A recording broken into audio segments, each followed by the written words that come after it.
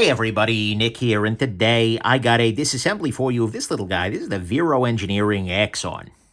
So I got an Axon to grind with this. Okay, no, I actually don't. It's a fine little knife so far. Okay, looking at it ahead of time, looks like we are dead centered. This guy has a relatively light detent, but it's actually pretty well tuned for what it is. You can definitely do one of these things with it. So that's, one thing to keep in mind. But for the most part, we should be able to just take this guy down and see what's going on inside there. This was Vero Engineering is a company that I've actually got a couple of his things on my table right now, although not all for review. He's a company I've been aware of for a long time, and a number of viewers, patrons have really, oh my God, Nick, have you seen Vero? It's like, yeah, I've seen Vero. This stuff looks interesting. But unfortunately, for a long time, he's been doing very small batches, which makes... Are we free spinning? We are free spinning. Oof. But which makes sense, given that he's a small company. But it's made it such that, he's one of those makers where it's like, okay, great, I'm logged into the website for the drop and sold out. And so it's not been super useful for me to do a review, right? But he recently reached out to me, and in fact, I've said that to people before. And he reached out to me recently and said, hey, Nick, things are changing such that I'm doing bigger batches. I'm focusing on making my stuff more available. You interested? And at that point, it's music to my freaking ears. Like, yes, I am. Whoa, a little bit of thread lock there, but that's okay.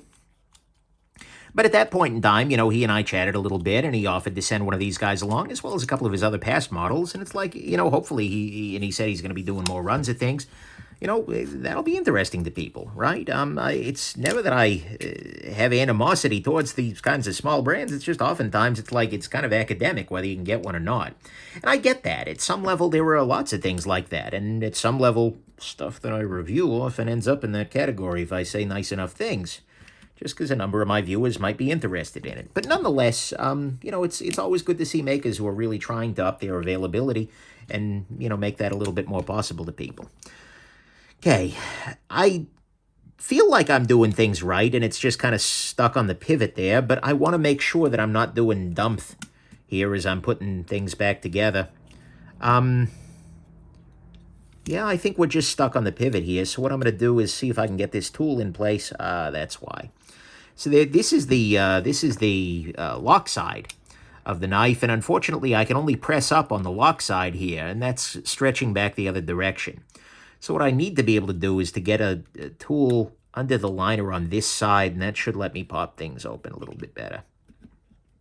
If you're curious about this or any of the other tools I use in disassembly, go to shabazz.com/tools. I need a thinner thing, so I'm going to use this guy. This is also from iFixit, but this is a little, basically, guitar pick, but it's good for getting in and twisting in places like this, kind of wedging things open a little bit differently.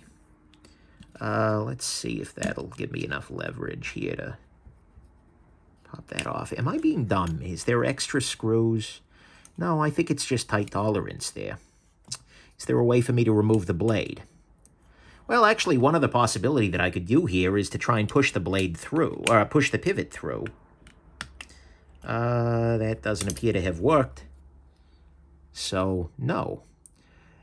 Could there be a screw holding the stop pin in place? No, there is not. I just looked in there and saw.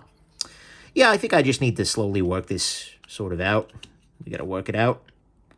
We gotta work it. Okay. Can I get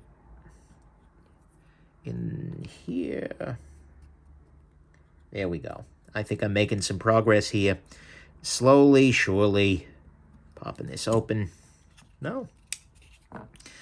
Okay, what I'm going to try and do is pop things back down on this side, because maybe I've got things torqued a little bit weirdly. Maybe that'll allow me to pop the pivot and stop pin out a little more readily. Yeah, I'm making some progress here. Good. Slowly but surely. Come on. Get out of there. Being careful of the blade. Now I'm going to pop this back part up again and see whether that wins me a little more. We are so very close to this. I don't feel like there's any design flaw here. It's just the pivot it's very tight around the pivot. One possibility is that there did get a little bit of thread locker around the pivot itself. that's kind of stuck around there, but even still, the solution is, yeah, I'm making progress here. Whoop. And again, very pointedly keeping the blade on the surface here. And we're loose. And we'll pop the part. Okay, what do we got in here? Some internal milling. Well, internal drilling, I suppose. Got ourselves a lock bar here. Ceramic detent ball. Easy peasy. Stainless steel washer. Ceramic bearings. Not a whole lot to say. I mean, some level, pretty simple construction. But we do have full liners underneath the G10 here. Or, I'm sorry, micarta. This is not G10, this is micarta. And I believe them to be titanium. Yep, all tie. Except that part. That's steel. Anyways, I'm just testing that with some magnets here. Okay. Let's go on ahead. Yes, the blade is steel. It's actually marked as steel, isn't it? Is 161. Where's the steel marking on this bad boy? Come on. Maybe. Is there no steel marking? He says, waiting for the bad. Yeah, there's a brand marking, which is fine, but anyways. All right. We see here, like I said, not a whole lot of note. Not sure what the steel is here. Well, hopefully it's something worth a damn. I'll carry it, and it'll reveal if whatever steel is here is a problem, right? Well, it'll reveal if it's a big problem. All right, let's go on ahead and clean out the inside of the blade there. This little race here. Go ahead and clean that out. Clean that out. I just noticed this. This little detail right here, that contouring, is a detent ball ramp. It helps to get this little ball back onto the blade at the end of things. That's a nice detail. Looks like Vero's put a lot of work into this on the inside. I appreciate that. The relative thinness of the the lock bar here might be accounting for the relatively light detent. It might be the case that you could actually bend this bar out a little bit further and end up with a stronger detent, but at the moment I don't feel the need to try and modify it, and I don't think the detent is dangerously light. It's just very light.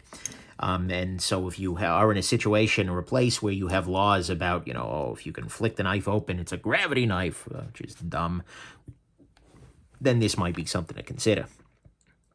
Well, more specifically, it might not be something to consider. But that issue is. Okay. Looks like we are reassembling this from the show side up, which I can jive with. What we do see here is that there is a D shape to the pivot. There is a flat portion here, and that flat portion looks like it needs to go facing directly backwards because the flat side over here is there. The flat side over here is there. That's specific. Enjoy that. Some high-quality ambiguity right there. Anyways, I digress. So I just want to make sure that that flat portion is pointed backwards roughly. And we can do that. Okay. I feel like I actually want to... let's try it. I think we're in alignment, but just in case, figure it out. Go ahead and put some lubrication here on the detent ball. And that will lubricate the detent ball path pretty naturally. I've got enough lube involved here. Go ahead and do that. And let's put this here and rotate, rotate, rotate. Distribute the lube, a little bit there. Okay, now we have the same problem. Oh, that was my stop pin. Let's go ahead and seat it on this side too.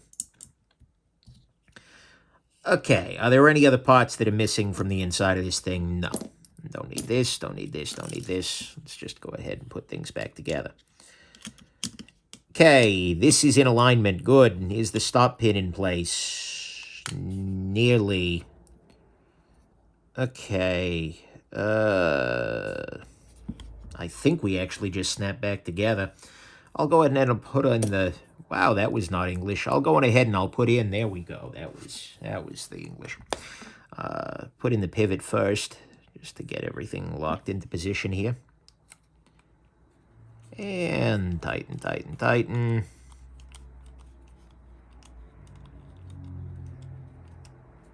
All right, there is that. Now let's go on ahead and put in this back screw. And put this here. Beautiful.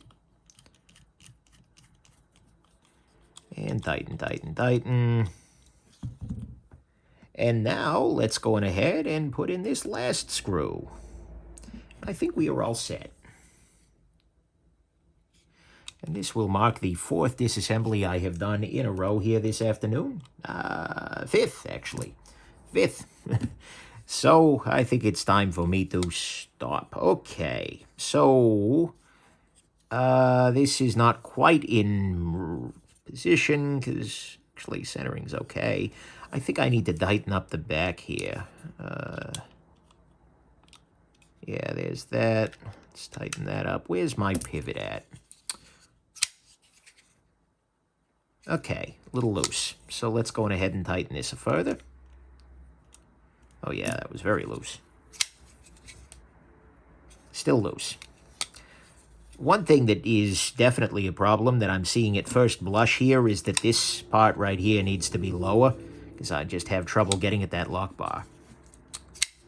Okay. No play. Smooth action. Dead centered. Are we done?